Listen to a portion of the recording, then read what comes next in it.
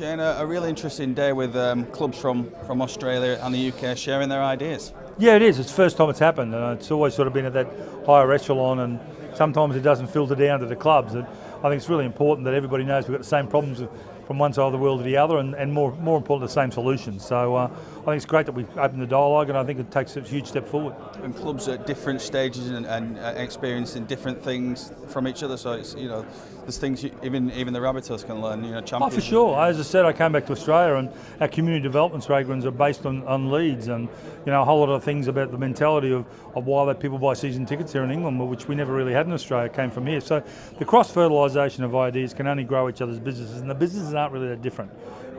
It's all about rugby league, and the opportunities are huge because we've never really grown the way we should. So I think we're about 40% of where we can be. So that's a great opportunity.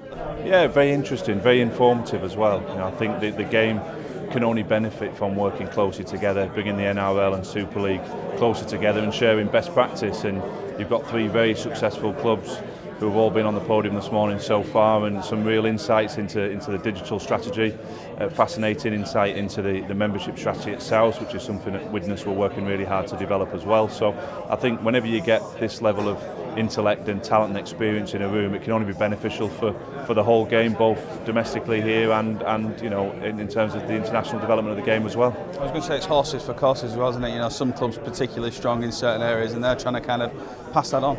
Exactly, everybody's got different strengths and potential weaknesses, but at the end of the day, best practice is best practice, and you can see the figures speak for themselves, how these clubs have generated revenues, how they've developed their businesses and their supporter base. So I think even if you're involved in an area such as ourselves, we've made big progress in membership, but I've learnt a lot and come up with some new ideas from what's been said this morning. So even though there'll be a lot of shared experiences, I think all of us recognise that nobody's the finished article. Everybody can still improve and everybody can learn from other people's experiences. I mean, we can work a lot smarter.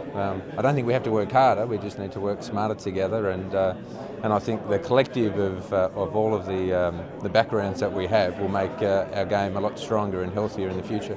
And just your take on Super League as well. Obviously, some of the presentations this morning, there's some big opportunities there for Super League to really push itself and grow, isn't there? Yeah, definitely. I think one of the similarities between the Telstra Premiership clubs and the Super League clubs, that we're both positioned for growth, and we're both ready for the next 5-10 years of tremendous growth, and I think that's the thing that excites me from everything I've heard today and over the last week, is we're both ready to work together to set this game up, hopefully, for a very strong, successful future.